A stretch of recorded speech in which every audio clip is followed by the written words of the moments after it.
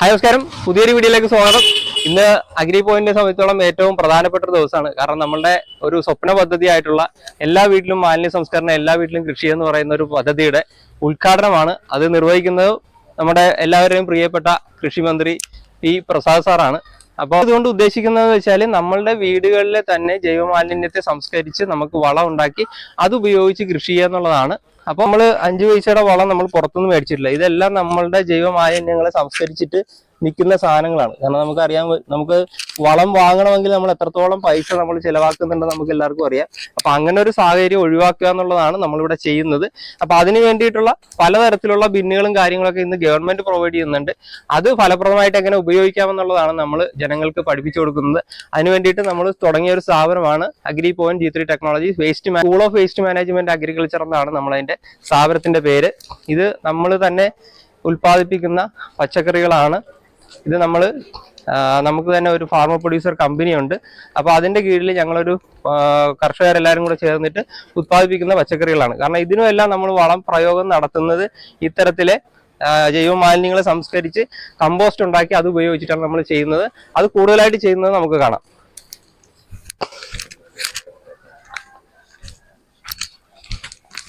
ഇവിടെ ഇപ്പൊ നിങ്ങൾക്ക് കാണാൻ പറ്റും, ഇതിപ്പോ ഏതാണ്ട് ഒരു ഞങ്ങളുടെ അടുത്ത കൃഷിക്ക് വേണ്ടിയിട്ടുള്ള വളനിർമ്മാണമാണ്. ഏതാണ്ട് ഒരു 5 ടണ്ണോളം വേസ്റ്റ് ആണ് നമ്മൾ ഇവിടെ പ്രോസസ്സ് ചെയ്യുന്നത്. ഇത് 5 ടൺ പ്രോസസ്സ് ചെയ്യുമ്പോഴത്തേക്ക് ഏകദേശം നമുക്കൊരു 10-2000 കിലോയ്ക്ക് അടുത്ത് വളം നമുക്ക് നിർമ്മിക്കാനാവും. അപ്പൊ ഈ രീതിയിൽ ഇത് നമ്മൾ ഒരു 5 ദിവസമായിട്ടുള്ള കമ്പോസ്റ്റ് ആണ്. ഇതൊരു 10 ദിവസമായിട്ടുണ്ട്, അതൊരു 20 ദിവസമായിട്ടുണ്ട്, ഒരു 30 ദിവസമായിട്ടുള്ളതുണ്ട്. അങ്ങനെ പല ഡേയ്സിൽ വന്നിരിക്കുന്ന സാധനങ്ങളാണ്. പിന്നെ എന്ന് വെച്ചാൽ നമുക്ക് ഫൈനൽ കമ്പോസ്റ്റ് വരുന്നതാണ്.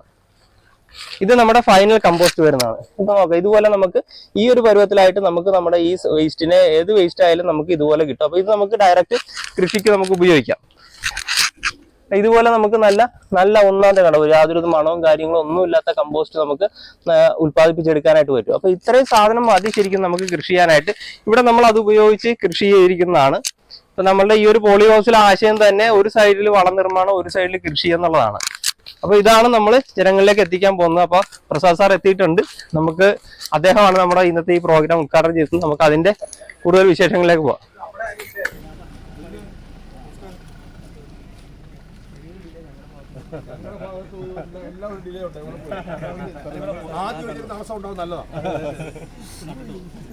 എന്തൊരു പക്ഷേ ഇനിയിപ്പോ ആ ഫോട്ടോ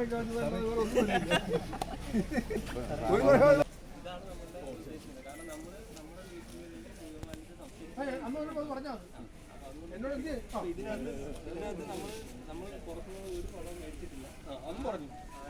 എല്ലാം ഞങ്ങൾ ദീർഘനേരം സംസാരിച്ചാൽ എവിടെയോ കുറിച്ചു വെക്കുന്നതിനകത്ത് ഉൾപ്പെടെ പാളിപ്പോയി. മോഹൻ ചേട്ടന്റെ വഴിക്കൊക്കെ കണ്ടതുകൊണ്ടാണ് ഓർത്തത്.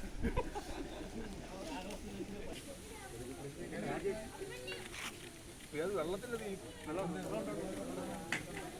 ഇവിടെയുണ്ട് സാറേ.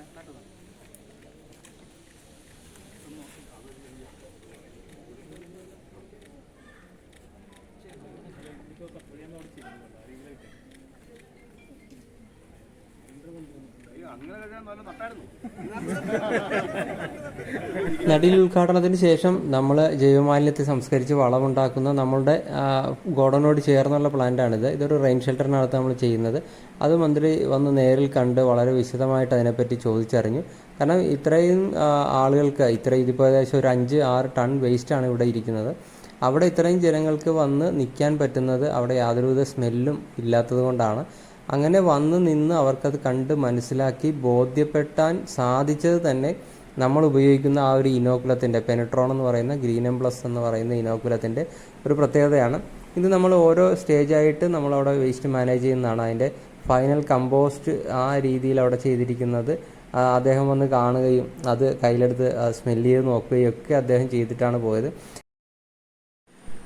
ബയോബിന്നുകളുടെ ഉപയോഗം എങ്ങനെയാണ് ചെയ്യേണ്ടതെന്നുള്ളതിൻ്റെ ഒരു ഡെമോ നമ്മളിവിടെ അവതരിപ്പിക്കുകയുണ്ടായി. അത് മന്ത്രി തന്നെയാണ് അത് ഉദ്ഘാടനം ചെയ്തത്. നമ്മൾ ഇതുപോലത്തെ ബയോബിന്നുകളിലേക്ക് വേസ്റ്റ് ഇടുക. ആ വേസ്റ്റ് നമുക്ക് ഏത് തരത്തിലുള്ള വേസ്റ്റുകൾ വേണമെങ്കിലും നമുക്ക് ഇതിനകത്ത് ഇടാം. ആ വേസ്റ്റ് ഇട്ട് കഴിയുമ്പോൾ നമ്മൾ അതിൻ്റെ പുറത്ത് ഇനോക്കുലം ഇതുപോലെ വിതറി കൊടുക്കുക. അപ്പോൾ നമ്മൾക്കൊരു 4 ഇഞ്ച് തിക്നെസ്സിൽ വരെ നമുക്ക് ഇതിനകത്ത് ഇനോക്കുലം വേസ്റ്റ് ഇടാവുന്നതാണ്. ആ വേസ്റ്റിനെ കവർ ചെയ്യുന്ന രീതിയിൽ നമ്മൾ ഇനോക്കുലം ഇട്ട് കൊടുക്കുക എന്നുള്ളതാണ്. ഇതിനകത്ത് നമ്മൾ സാധാരണ ആൾക്കാർ പറയുന്നത് ഇതിനകത്ത് വെള്ളം പുറത്തേക്ക് ഒലിച്ചു വരുന്നു എന്നുള്ള കംപ്ലൈൻറ്റുകൾ പറയാറുണ്ട്. അപ്പോൾ അങ്ങനെ വരാതിരിക്കാനായിട്ട് നമുക്ക് നന്നായിട്ട് ഉണങ്ങിയ ചകിരിച്ചോറോ അറക്കപ്പൊടിയോ ചേർത്ത് കഴിഞ്ഞാൽ ഒട്ടും വെള്ളം പുറത്തേക്ക് വരാത്ത രീതിയിലും പുഴു പുറത്തേക്ക് വരാത്ത രീതിയിലും കൺട്രോൾഡ് ആയിട്ട് നമുക്കിത് ചെയ്യാവുന്നതാണ്. കാരണം നമ്മൾ ആ വേസ്റ്റ് ഇട്ടതിന് ശേഷം ഇതുപോലെ അതിനെ കവർ ചെയ്യുന്ന രീതിയിൽ നമ്മൾ ഇനോക്കുലം ഇട്ട് കൊടുക്കുക. അപ്പം മന്ത്രി അത് വളരെ കാര്യമായിട്ട് തന്നെ തിരക്കി അന്വേഷിച്ചിട്ടാണ് പോയത്. ഇതാണ് നമ്മളിവിടെ അന്ന് ഗിഫ്റ്റായിട്ട് കൊടുത്ത ബിന്ന്. നമ്മൾ ഏകദേശം ഒരു 150 വീടുകൾക്കാണ് അത് ഗിഫ്റ്റായിട്ട് കൊടുത്തത്. ഇത് നമ്മൾ കർഷകരെ ആദരിക്കൽ ചടങ്ങ് വെച്ചിട്ടുണ്ടായിരുന്നു.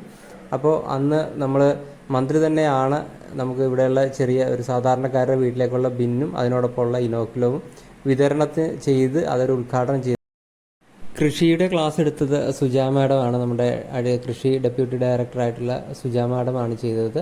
അതുപോലെ തന്നെ നമ്മുടെ കുട്ടി കർഷകർക്കുള്ള തൈ വിതരണം നടത്തിയത് ബ്ലോക്ക് പ്രസിഡന്റ് VG മോഹൻ ചേട്ടനാണ്. നമുക്കൊരു കുട്ടി കൃഷിക്കൂട്ടമുണ്ട്. അവരെല്ലാവരും നന്നായിട്ട് കൃഷി ചെയ്യുന്നതാണ്. അതുപോലെ കർഷകരെ ആദരിക്കുന്ന ചടങ്ങുണ്ടായിരുന്നു. ഇതെല്ലാം വളരെ ഭംഗിയായിട്ട് എല്ലാവരും തന്നെ വളരെ നല്ലൊരു പാർട്ടിസിപ്പേഷനാണ് അന്നുണ്ടായിരുന്നത്. നമ്മളെല്ലാം ചെറിയ ചെറിയ കർഷകരാണ്. നമ്മൾ ഹോം സ്റ്റേഡായിട്ടുള്ള ഫാമിങ്ങിനെയാണ് നമ്മൾ കൂടുതൽ പ്രാധാന്യം കൊടുക്കുന്നത്. അതുകൊണ്ടാണ് നമുക്ക് ഇത്രയധികം ഒരു ജനപിന്തുണ നമ്മൾക്ക് ഈ ഒരു പ്രോഗ്രാമിന് കിട്ടിയത്. സുരക്ഷിതമായ പച്ചക്കറി കൃഷി എന്നുള്ളതാണ് നമ്മളുടെ ആശയം. അപ്പോൾ എല്ലാ വീട്ടിലും നമുക്ക് മാലിന്യം സംസ്കരിച്ചാൽ നല്ല വളം ഉണ്ടാക്കാൻ പറ്റും, അതുപയോഗിച്ച് കൃഷി ചെയ്യാൻ പറ്റും. ഇത് ഡ്രോണാണ്. നമുക്ക് മരുന്ന് കളിക്കാനായിട്ട് നമ്മൾ അതിൻ്റെ സർവീസ് ചെയ്ത് കൊടുക്കുന്നുണ്ട്. ഇത് നമ്മൾ ഉൽപ്പാദിപ്പിക്കുന്ന പച്ചക്കറികളാണ്. നമുക്ക് green years farmer producer company എന്ന് പറയുന്ന പേരിൽ കർഷകരുടെ ഒരു കമ്പനിയുണ്ട്. അപ്പോൾ അതിൻ്റെ അണ്ടറിൽ നമ്മൾ പച്ചക്കറിയുടെ ഉൽപ്പാദനം വളരെ വാണിജ്യപരമായിട്ട് നടത്തുന്നുണ്ട്. അപ്പോൾ ഈ പ്രോഗ്രാമിന് വമ്പിച്ച ജനപിന്തുണയാണ് ലഭിച്ചത്. അപ്പോൾ ഇതുപോലെ ഇത് കേരളത്തിലെ എല്ലാ ജില്ലകളിലും എല്ലാ പഞ്ചായത്തുകളിലും എല്ലാ വീടുകളിലും എത്തിക്കുകയാണ് ഞങ്ങളുടെ ലക്ഷ്യം. അപ്പോൾ ഇത്